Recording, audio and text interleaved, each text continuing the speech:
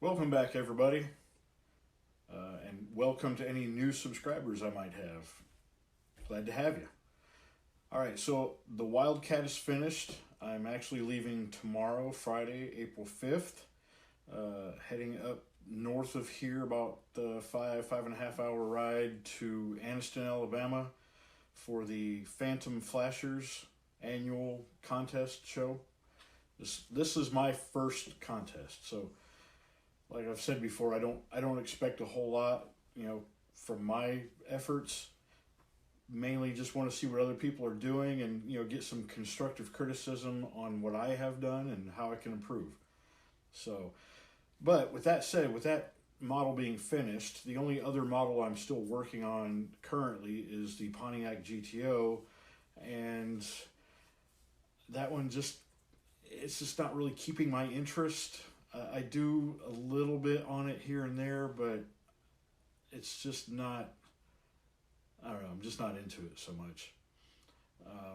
So I'm going to start another model, and we're going to do another automobile. And what I've picked up, now I have already opened this box, I've already taken the parts out and cleaned them, put them in a mild soapy bath and then rinsed them off and cut them off the sprue and separated everything. But anyway, what we're going to do is the 1980 Dodge D50 in the Coca-Cola livery. I will not finish mine with the Coca-Cola livery. All right, so this is a 1980. I was born in 71, so my formative years were the 80s. I'm a big fan of the 80s, still listen to a lot of 80s music. Anyway, so I didn't learn to drive till 87. 86 is when I got my learner's permit. So I don't specifically remember these vehicles on the road, but I'm sure they were there. I'm sure I've seen them. I'll do a little internet searching and see some photos and what they look like and what people have done to them, and we'll kind of go from there. I can almost guarantee it will be a factory stock color, if not factory stock complete. I'd love to find a 3D printed engine to put in this, but I don't think anybody makes it. I asked Matthew at mcvproducts.net.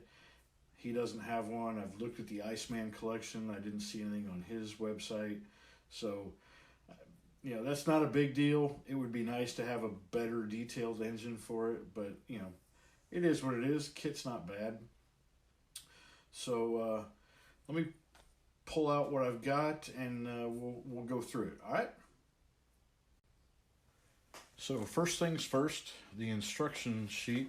And I was surprised when I opened the box. It didn't have multiple copies of this in different languages.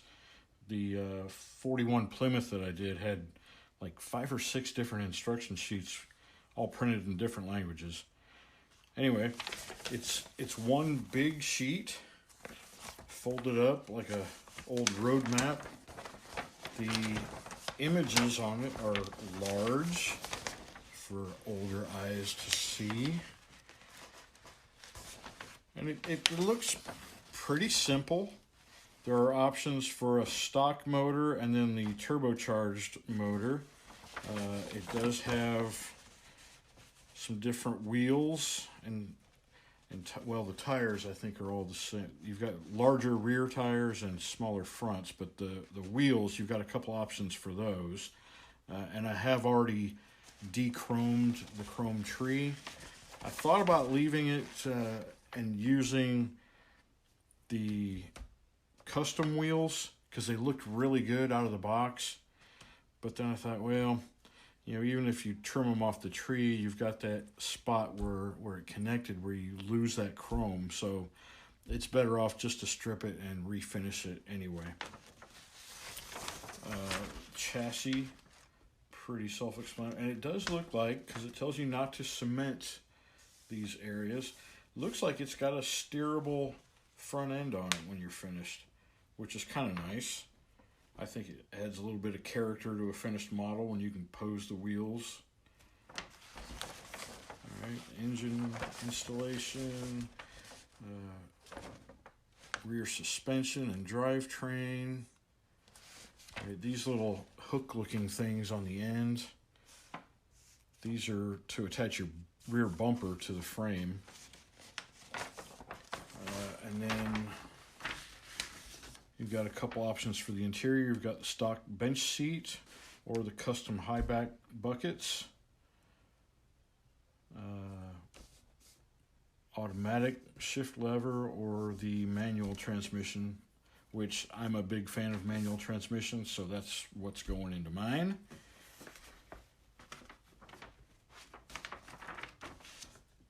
Some of the extras for your engine compartment, you know, some of the obvious stuff, your master brake cylinder, battery, and then looks like a couple of different reservoirs. And then I thought this was interesting. They actually include the option to do a sunroof.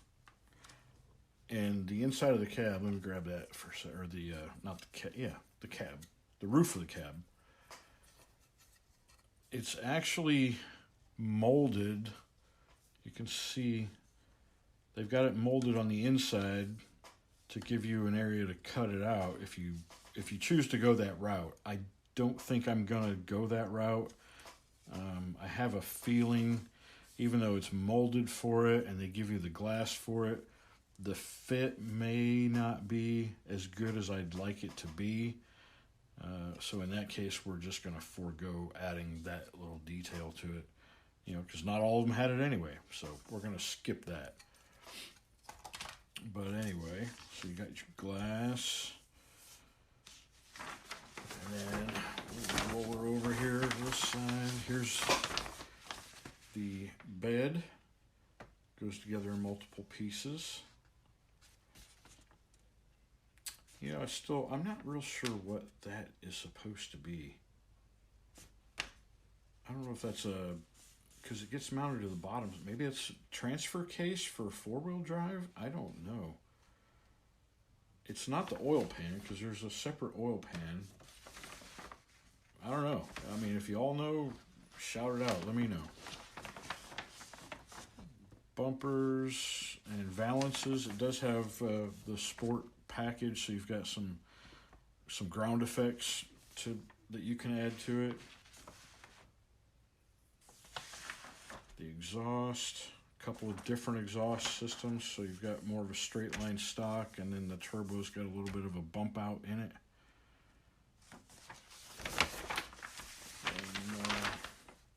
Adding your mirrors and your taillight lenses, rear bumper.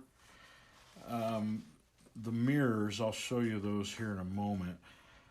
The plastic for the support arms, to me it's way oversized for scale. So what I'm probably going to end up doing there is fastening new support mounts out of metal. That'll give it a much better appearance in my opinion. And here's some of your front lower valance if you add it, your side valance, fender flares, and I'm probably going to go this direction with my build. I won't add the roll bar to it. This was kind of neat. Option C, this is like a tonneau cover for your bed, but those are speakers. Because, you know, hey, back in the early 80s, loading a truck up with a bunch of sound system speakers was the thing to do. I never did that. My hearing is still good, but I can appreciate it. And these, I saw these in the kit, and I thought they were weird looking bucket seats. I'm like, man, those look terrible. But they actually sit in the bed of the truck. So, yeah. I don't know. You know, what I even considered maybe doing is building from scratch a camper shell for it. We'll just see how it goes. All right, so those are the instructions. Let's take a look at what I've got for, oh, well, before we do that, here's what you get for your decals, all your Coca-Cola stuff. You do have a few colors of the Dodge Ram logo, black, white, red, a few license plates, California, Florida, and then Coca-Cola plates, your D50 marking, your Ram, I believe, oh, it says tailgate handle. Okay. For a moment there, I thought maybe those were for the mirror to give you that mirror look, but that wouldn't make sense anyway because the mirrors are bigger square. Here's your dashboard gauges, radio, climate controls, and then your crate sides if you decide to build the Coca-Cola bottle crates. Oh, and then you got your marker lights, sides, and bumper. And they look good. All right, so that's that. Now, to the parts. So like I said, I've already removed everything from the tree, everything with the exception of these engine bay components, because they're so small and some of them might be hard to visualize from the instructions, so I left them attached so I could read the part number that's next to it. That way there won't be any confusion when I get to that point. Your window glass, plastic obviously, your red taillight lenses, your Coca-Cola crates if you choose to do that. Alright, so the interior bucket, not bad. Might be able to enhance that detail a little bit. Like these, the armrests, they're very shallow molded. I think maybe we'll add a little bit of thickness to that, make it pop a little more. Bench seats, bucket seats. I think I'm going to go with these high back buckets. I think they look really good. They'll look even better when they're painted. Here is your engine compartment. It's not bad. That can use a little bit of added detail. The dash panel. Actually, the dashboard looks really good. In fact, the gauge detail stands a little bit proud, so you can see it. So I don't even know if we'll end up using the decals for that. All right, and then here is one of the mirrors, and I don't know. It's to my eye, that plastic mount just looks oversized. Because if I'm not mistaken, I'll have to look at some reference photos. That mounting bar was actually flat aluminum, and this plastic is much too thick to represent that. So, and then the frame, I looked at this. It's got just a little bit of a twist in it. I don't think it's going to be a huge deal. I think maybe I can even warm that with a hairdryer and twist it back out a little bit. The bed, your bed sides, tailgate, engine, nothing, nothing unusual about that. Like I said, there's the option for the turbocharged, so you can add those components if you desire.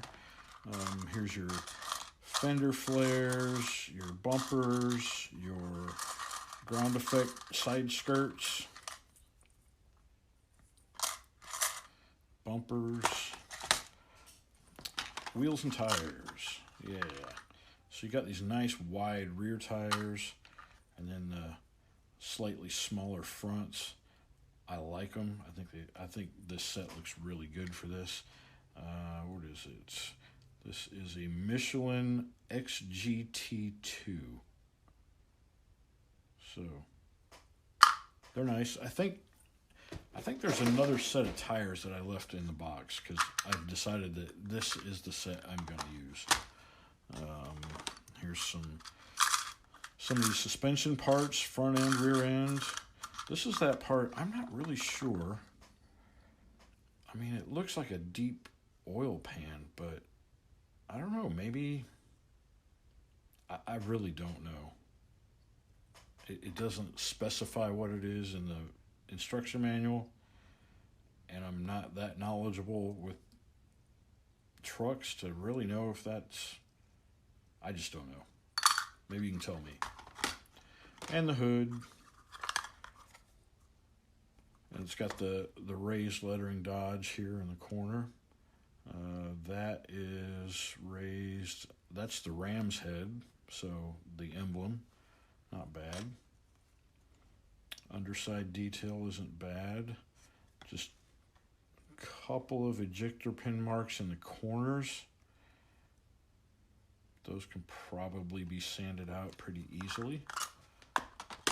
And then here's that tonneau cover. I don't know, that would probably be kind of cool. And if you could get like a little electronic speaker system to mount inside of it, that could be cool. Anyway, that's next up. Oh, I almost missed. Here's our wheels. So like I said, I've already dechromed this whole tree, as you can tell. These would be the stock wheels. These are the custom wheels, and I really like those custom wheels. I think that's going to look sharp.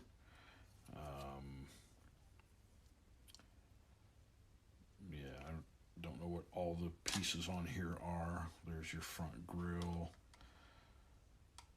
It's a 4-cylinder inline, so that's your cylinder head.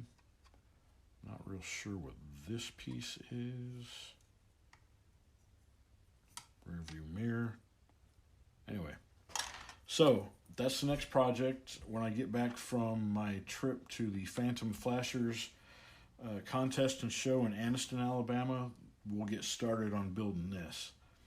So y'all take care of yourselves. Keep tuning in and stick around for more. Peace and love, y'all.